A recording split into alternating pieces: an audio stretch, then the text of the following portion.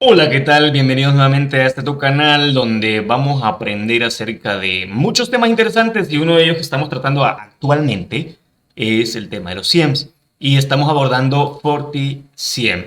Así que acompáñame porque vamos a ver muchos conceptos interesantes. Yo sé. Ey, tranqui, no me vayas a pegar. Oye, tranquilo viejo. Yo sé, yo les prometí que iba a traer la implementación de un FortiSIEM desde cero. Pero necesitamos conocer la arquitectura, los componentes de FortiSIEM antes de pasar al Hands-on Lab. Así que tranquilo mi pana, mi amigo, que vamos a ello pronto. Cuatro componentes principales para FortiSIEM. Tenemos Supervisor, que se encarga de toda la parte de la interfaz gráfica de usuario, la base de datos llamada CMDB, que vamos a verla más adelante, la parte de reportería. Los workers, que son equipos que se encargan de hacer toda la parte de la correlación y toda la parte de las búsquedas, tanto históricas como en tiempo real. Los colectores, que como su nombre lo indica, se encargan de colectar información. Nosotros les enviamos los logs hacia ellos y ellos lo trasladan hacia los workers y después pues podemos verlos en el supervisor. Y los agentes de Windows, como su nombre lo indica, son agentes que se instalan en servidores Windows o equipos Windows para recolectar los logs que ahí residen y tener un mayor alcance a comparación de hacerlo por WMI normal. Tendremos visibilidad, por ejemplo, el tema del File Integrity Monitoring, que no es más que cuando alguien hace un cambio en un archivo, en una carpeta, pues se alerte.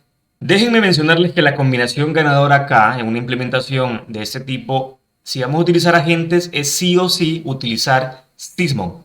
Agentes más Sysmon. ¿Por qué? Sysmon es parte de todas las herramientas de sys internas que nos ofrece Microsoft y lo que ofrece es un análisis más a bajo nivel de todo lo que está pasando en el servidor.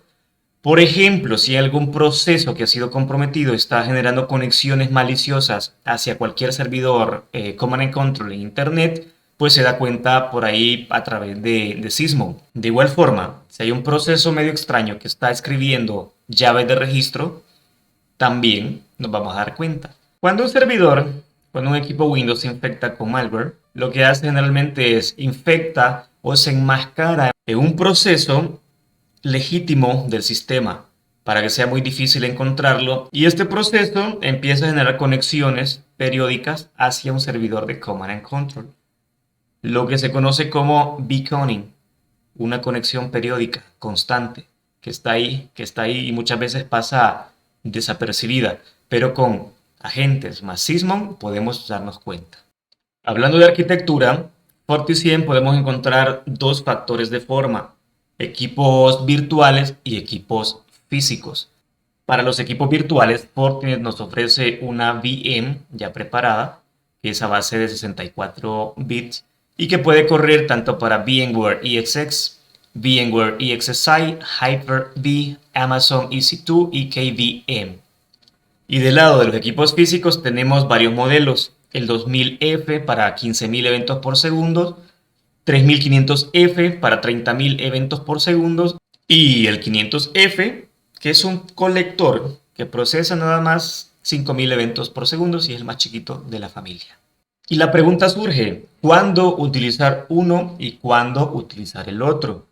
Depende mucho del proyecto que estamos llevando a cabo. Pero la teoría nos dice, mira, si vas a utilizar más de 2 terabytes para la base de datos de almacenamiento de los logs, te recomiendo que utilices un equipo físico. Pero si el disco no supera los 2 terabytes para la base de datos de los logs, entonces puedes utilizar un equipo virtual. Nosotros, tú y yo, mi pana, mi amigo Michero, vamos a utilizar un equipo virtual de los que nos ofrece Fortinet. Entonces vamos a hacer el deployment, la implementación de este SIEM desde cero con un equipo virtual sobre ESXi. Veamos ahora un poquito de las características de los equipos físicos a nivel de hardware. Tenemos los tres modelos que ya hablamos anteriormente. ¿Cuáles son? Muy bien, muy bien. No, mentira, sí, ese es. Estamos hablando del 500F el FSM 2000F y el 3500F. Recuerden que el chiquito, el niño pequeño de la familia, es el 500F, que es un colector que procesa únicamente 5000 eventos por segundo. Entonces por acá tenemos para el colector FSM 500F, nos requiere 4 cores de procesador, 16 GB de RAM. Y el performance que vamos a obtener de este equipo son 5000 eventos por segundo. El 2000F ya es un poquito más grande, requiere 6 cores, 32 GB de RAM, 36 terabytes de almacenamiento y puede procesar 15.000 eventos por segundo y todos los features habilitados. Y el más grandote de la familia pues es el 3500F, que aquí nos pide 20 cores de CPU, 64 GB de RAM y 72 terabytes. ¿Por qué 72 terabytes? Porque vamos a procesar 30.000 eventos por segundo por acá y todos los features habilitados. Para los equipos virtuales tenemos las siguientes características en la tablita de acá de abajo. Para implementar un supervisor nos pide 8 virtual CPUs, 24 GB de RAM, 32 si estamos utilizando Elasticsearch para almacenar los logs. Los discos pues nos pide 200 GB como mínimo, 80 para el sistema operativo y las aplicaciones, 60 para la base de datos CMDB y 60 GB para el SVM Database, que ya vamos a verlo en su momento. Para el worker me pide 4 vCPUs, 16 GB de RAM, 200 GB de disco, 80 para sistema operativo y aplicaciones y el resto para que quede ahí para el uso. El colector nos pide 2 virtual CPUs, 4 GB de RAM y 40 de disco. Aunque la tabla nos dice que para el worker únicamente requiere 4 virtual CPUs, acá nos hace una recomendación y nos dice, mira, si tenés el recurso, metele 8 CPUs en el worker. Así que no seamos tacaños, por favor, y metamos de recursos al equipo porque le va a hacer falta. Pasemos ahora a hablar de la base de datos que componen a toda la solución de FortiCM. Tenemos 4 bases de datos, el CMDB, el CDN, Profile y el EventDB. Cada uno de ellos pues amarrados o ligados al supervisor. Vamos a analizar cada uno de ellos separadamente. Primero el CMDB, el Configuration Management Database. Esta base de datos va a residir en el segundo disco que vamos a configurarle al equipo virtual. Lo que almacena esta base de datos es información acerca de las configuraciones del equipo, del FortiCM, configuración de los dispositivos, las credenciales, equipos descubiertos, reglas, reportes, etc. Requiere al menos 60 GB de almacenamiento de disco, pero se puede poner más, si tenemos el recurso, claro. El CMDB también está presente en los workers, pero usualmente no se utiliza. CVMDB, Subversion Database, reside en el tercer disco que vamos a configurar en el equipo virtual, Hard Disk Number 3. Y se estarán preguntando qué almacena el CVMDB. Almacena información ya sea actual o histórica de las configuraciones basadas en CLI de los dispositivos como routers, switches, firewalls, etc. También las configuraciones Startup Running Configuration, ya sea de los switches, router Cisco, el software instalado en los servidores, etc. CVMDB también está presente en los workers, pero generalmente tampoco se utiliza. Llegamos ahora al Profiling Database, que no es más que un SQLite. Este no tiene un disco dedicado. Usualmente pues reside en el disco número 1. Y se preguntarán, pero Gabo, ¿qué almacena el Profiling Database? Pues almacena lo que conocemos como Anomaly Baseline, que es generado a través de información o diferentes parámetros que se disparan, como por ejemplo, tráfico que pasa a través del dispositivo, ya que tiene picos altos, picos bajos, configuraciones que cambian del baseline, recursos usados por el sistema, ya sea un servidor, un equipo de telecomunicaciones o un equipo de seguridad, uso de disco, de memoria RAM, de CPU. Entonces, cuando hay valores fuera de lo normal, cuando se sale del baseline, entonces ahí esa data se almacena en el Profiling Database. Ahora llegamos al EventDB, la base de datos número 4.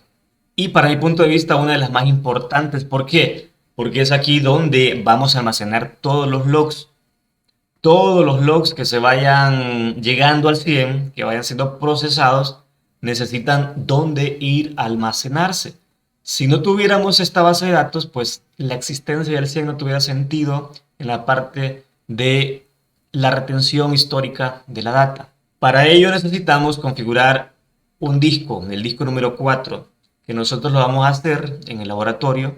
Necesitamos un cuarto disco. Recuerden que para el EventDB podemos hacerlo a través de un NFS, un disco dedicado, que es el cuarto disco, o un Elasticsearch.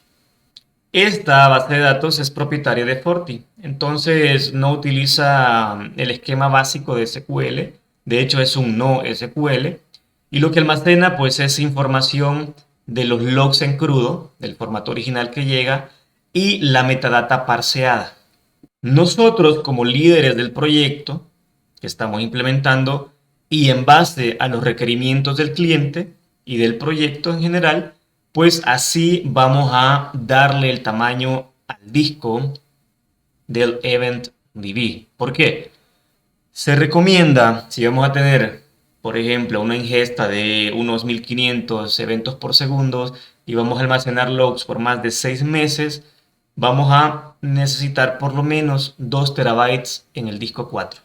Créeme que es muy importante conocer la teoría antes de pasar a la práctica para que tengamos una base sólida y no nos den mentiras. Así que en el próximo video se los prometo, ahora sí, se los prometo, que vamos a configurar FortiCIEM desde cero. Vamos a utilizar un entorno virtual, específicamente sobre un servidor VMware EXXi. Por ahí el servidor aguanta para que le metamos un colector, para que despleguemos el CIEM en modo all-in-one, donde va a trabajar tanto el supervisor como el worker en conjunto. Y vamos a desplegar también un servidor Windows para que actúe como un Active Directory. Vamos a instalarle el agente de FortiCIEM más Sysmon para hacer nuestros laboratorios, para ir creando en el futuro los casos de uso. ¿Qué es un caso de uso? Pues vamos a verlo en un video próximo. Muchísimas gracias por acompañarme al final de este video. Se me cuidan un montón. Allá afuera todavía anda rondando el cobicho, así que mucho cuidado, mucho ojo. Hasta la próxima.